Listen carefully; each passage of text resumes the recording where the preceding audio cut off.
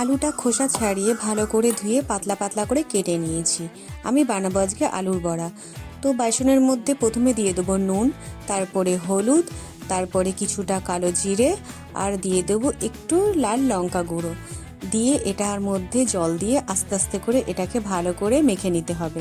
যতক্ষণ না ব্যাটারটা পাতলা হয়ে যাচ্ছে ততক্ষণ এটা করতে হবে। খুব সিম্পল সহজ পদ্ধতিতে বানানো আলুর বড়া। এটা আমি প্রায় রবিবার করে বানাই, আর এটা মুড়ি দিয়ে খাওয়ার জন্য খুবই ভালো সন্ধ্যেবেলার স্ন্যাক্স। এরপরে আলুটা বেসনের ব্যাটারের মধ্যে ডুবিয়ে নিয়ে তেলের মধ্যে ভাজবো। যতক্ষণ না লাল লাল ভাজা হবে ততক্ষণ এটা ভাজতে হবে। আর খুন্তি দিয়ে একটুখানি করে মাঝখানে গেঁথে দেবো, যাতে এর ভেতর তেলটা ঢুকতে পারে আর নরম হতে পারে। এরপর আমি সেম প্রসেসে বেগুনগুলোকে পাতলা পাতলা করে কেটে নিয়ে তেলের মধ্যে ছেড়ে দিয়েছি। এরবার আমার রেডি বেগুনি আর গরম গরম আলুর পকোড়া।